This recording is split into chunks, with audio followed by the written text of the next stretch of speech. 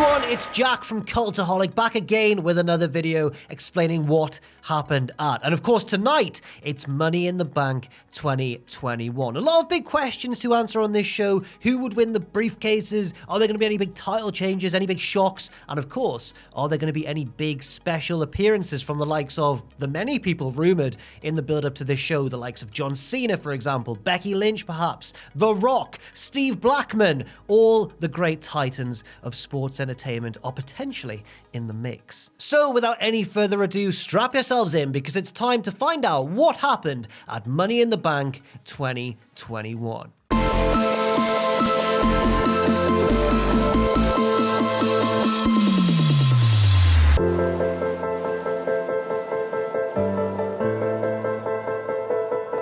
Just the one match on the pre-show to talk about, but it's a big one. The SmackDown Tag Team title match with the Usos trying to take those belts from Dominik and Rey Mysterio. The crowd are really hot, obviously, with this being the first pay-per-view back in front of a live crowd since WrestleMania, and even the heel Usos get a huge reception when they make their entrance. The Mysterio's entrance consists of them coming out of a portal. As you do. The match follows a pretty standard tag team formula, with the heels isolating and beating down Dominik until eventually he can get the hot tag to Rey. Rey sets up for the 619, he's dialing home, but Jimmy takes the bullet for Jey Uso, a really cool and unique spot sold really well. Off the back of that, Jey Uso nails the splash, but Rey kicks out. Shocked emoji, I thought that was the finish. Jimmy then gets the tag, rolls up Rey, and Jey Uso from the outside uses his legs for secret leverage behind the ref's back, and we have new SmackDown Tag Team Champions. A title change on the pre-show. Well, I never. We start things off with the Women's Money in the Bank ladder match, with Asuka taking on Naomi, Alexa Bliss, Liv Morgan, Natalya, Tamina, Zelina Vega, and Nikki A.S.H. Almost a superhero. Everybody goes for ladders at the start, apart from Bliss, who has been standing on the middle rope ever since she entered the match, and she was the first entrant, and she's just standing there for so long. I was really impressed and confused by this. Was that just me? With everybody else fighting over ladders on the outside, Bliss stands in the middle of the ring under the briefcase, and it looks like she's about to telekinesis it down into her grasp until they get back in the ring and start brawling. But was she really going to do that? What? Liv Morgan tries to scamper up a couple of times, she has a couple of moments, and I honestly had her pegged as the winner for this match because of her emotional promo on the Kickoff show. She was almost in tears and it really felt like this was her moment. But she doesn't really get a chance because it's now time for more creepy Bliss stuff. She laughs off a slam from Natalya and even hypnotizes Vega at one point into climbing down from the ladder rather than grabbing the briefcase. We get a couple of interesting, unique spots. There's no real high spots in this match, like no real destructive, like people flying through tables from in the ring to the outside or anything like that. But there is a bit of uniqueness about this match. We get moments like Natalya climbing the ladder with Zelina Vega applying a sleeper hold at the same time, and then Natalya kind of gets choked out before she can grab the briefcase. We also get one high spot, actually, where Nikki A.S.H. climbs a ladder on the outside and leaps onto everybody in the ring. Everybody decides to bury Bliss under a pile of ladders on the outside, and while they do so, Natalya heelishly tells someone in the crowd she deserved that. Everybody, apart from Bliss obviously, then climbs a set of 3 ladders in the ring, and they all start fighting over the briefcase until Nikki just kind of grabs it down. And that's the end of the match. It's a very unique finish, but it also felt a little bit out of nowhere for me. But yeah, Nikki A.S.H. is now Miss Money in the Bank. Next, we have the Raw Tag Team title match with AJ Styles and Omos defending the belts against the Viking Raiders. They love having fun and being Vikings also. AJ tags in Omos straight away and he easily takes down both of the Viking Raiders. And it's worth noting at this point that despite them being the heels, the crowd are really hot for AJ and Omos, especially when Omos launches AJ over the top rope into a Hurricane Rana. In fact, at times, it almost feels like the Raiders are the ones playing the heel role, trying occasionally to isolate AJ Styles, but there isn't one big hot tag to Omos like we've seen previously. He's involved, maybe a little bit more than we're perhaps used to. The Viking Raiders focus too much on Omos at one stage because he's 7 foot tall, it's hard not to, but this means that AJ almost gets the win with a sneaky roll-up from behind. The Raiders manage to turn things around and hit their big double team finish on AJ, but Omos shoves Eric from the apron into the pinfall attempt to break it up at 2. Not long after that, Omos gets the tag in, so does Eric, and Omos wipes him out with his big double choke slam to retain the belts. And they emphasize, I think quite deliberately on commentary after this match, that this wasn't two individuals as we may have seen previously. This was a team working together. This is perhaps the best we've seen AJ and Omos look in terms of a conventional tag team. However unconventional they actually may be. Next, it's time for the WWE Championship match with Big Bobby Lashley taking on Kofi Kingston. As the bell rings, MVP grabs a hold of Kofi's leg from the outside, Lashley charges, but Kofi avoids the spear and gets a roll-up for one. But can you imagine?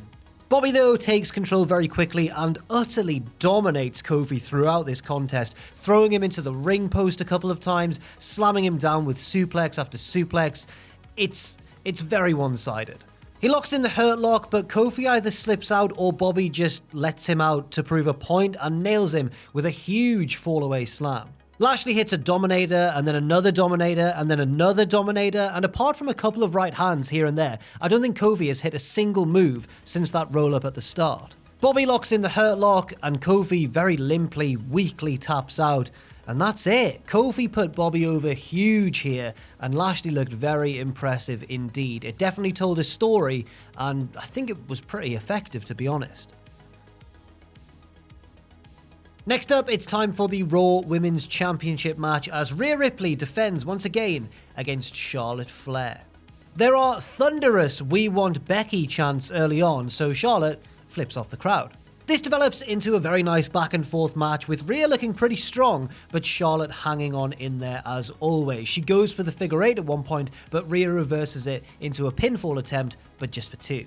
Rhea at one point looking a bit like Bianca Belair, showing incredible strength to deadlift Charlotte into a massive vertical suplex for 2. Charlotte fires up and hits her big moonsault to the outside. Back inside the ring, Rhea avoids natural selection and goes for the Riptide, but Charlotte reverses into a huge DDT, again only for 2, but this is turning into a really nice match. Charlotte tries to pin Rhea, but she's got her feet on the ropes and the referee catches her, so Charlotte heads up top and hits a leaping natural selection, but again Rhea kicks out at 2, and at this point Charlotte is desperate. Charlotte traps Rhea's leg behind the ring steps and stomps away, causing big damage to the leg. She then gets back in the ring, applies the figure 8, and Rhea Ripley taps out, and Charlotte Flair is once again the Raw Women's Champion. Now, you can definitely have issues with the booking here, especially with the build, which I personally wasn't a big fan of, and also the fact that they made Rhea look really strong and resilient in the match, only to have her submit towards the end. But I don't think one thing you could have an issue with is the quality of the match, because this was absolutely fantastic. I'd even say that this was comfortably the best match of the night so far. They really delivered here. Both women looked very impressive. It's just, once again, a bit of a shame that Rhea's title run has come to an end. Now it's time for the men's Money in the Bank ladder match with a very strong field and the potential for a really good contest. But before we can start, there's a fun, wacky skit backstage as Riddle is hanging out with Nakamura and Boogs. Riddle gets Boogs to play Randy Orton's theme tune and they're just having a great time. And then behind them, Kevin Owens is not having a great time and kind of just shakes his head and walks out. And officially starts the entrances for this match. It's Kevin Owens taking on Riddle, Nakamura, Ricochet, John Morrison, and Big E, and Seth Rollins, and Drew McIntyre. A lot of names in this one, so we'll see how it goes. All of our dreams come true as John Morrison and Seth Rollins have a drip-off on the outside to start things off until Riddle and Ricochet put an end to that with some big dives. Bodies are flying everywhere in this one, and it's a bit chaotic until the Drip Squad assemble with Rollins and Morrison teaming up and using a ladder to assume control of the match. The most damage gets done to Kevin Owens, who takes a double vertical suplex onto the ladder, which is positioned sideways. Ugh, Kev, why do you do this to yourself? Seth eventually ends the Drip Alliance, hitting Morrison with the ladder, but that's a mistake because the other people in the match get in the ring and swarm him, Riddle hitting an RKO. Now it's Drew McIntyre's turn to run wild, handing out Claymores and Future Shock DDTs, and even hitting a big dive to the outside. He climbs, it looks like he may be about to win, but he is cut off by Veer and Shanky. And that of course means that Jinder Mahal is not far behind. He beats down Drew with a steel chair on the ramp, and they all drag him to the back. Back in the ring, Ricochet shows off his incredible athleticism, Spider-Manning himself onto the ladder, but Riddle shoves him off, and then Ricochet plants one foot on the top rope and hops off with an insane dive onto the crowd on the outside. A few moments later, it's Nakamura's turn to climb, but John Morrison stops him with the drip stick, but then Owens drags Morrison down and hits a stunner. Owens climbs, but Seth Rollins stops him, and we get maybe the biggest spot of the match with a huge powerbomb over the top rope, sending Owens through a ladder bridge. Hopefully he's okay. All the refs were checking on him. They even seem to still be there at the end of the match, but hopefully they were just selling the impact. I hope at least. Seth climbs, but he is stopped by Big E, who climbs up with him, hits a big ending off the ladder, and there's no one left to stop him. Big E scales the ladder alone, grabs the briefcase, and Big E is Mr. Money in the Bank.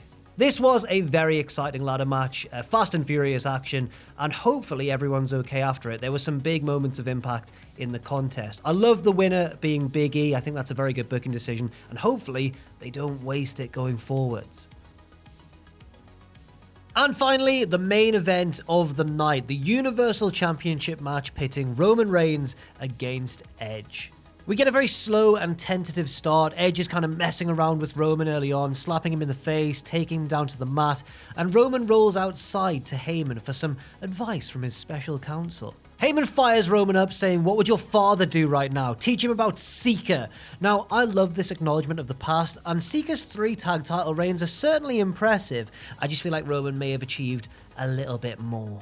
It works though, because Roman takes full control of Edge from this point, beating him down and wearing him down for quite some time. After a lot of domination from Roman, Edge reverses a Superman punch into a backslide for 2, and now it's Edge's turn to fire up, and he starts to run through his repertoire of moves. Edge locks in what they call a crossface on commentary, but at first it looks more like an STF to me, but then he transitions into a crossface, and Roman has to really struggle to make the ropes, which he does. Edge goes for a spear, but Roman locks in the guillotine, and Edge is fading, but then he drives them both through the ropes to the outside. Roman goes for a spear, but Edge moves, and Roman crashes through the timekeeper's area. Edge charges with a spear, knocking Roman through the crowd barrier before taking him back to the ring and getting a 2 count. A Superman punch knocks Edge into the ref, who goes down, and then Roman decides, right, time to get weapons into play. He breaks off a piece of the chair and goes to lock in that crossface, but Edge fights back and locks it in himself. Remember, this made Roman tap on SmackDown, although it wasn't in an official match.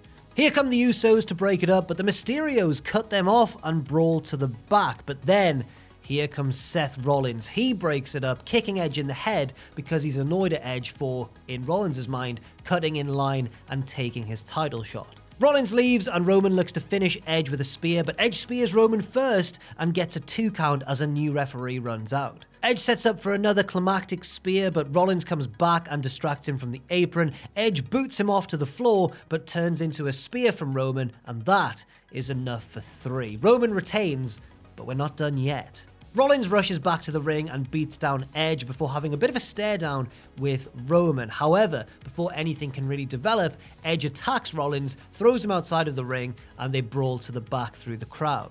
Heyman hands Roman a mic, and Roman says, "Now the whole world can acknowledge me." And that is when John Cena's music hits. The crowd come absolutely unglued as Cena heads to the ring, and it's just a massive reception for John Cena, as we suspected it might be if he showed up. He did, thankfully, and it's a big dramatic ending to the show. Cena gets in the ring. He's only half paying attention to Roman, who looks a little bit crestfallen, a little bit annoyed as well.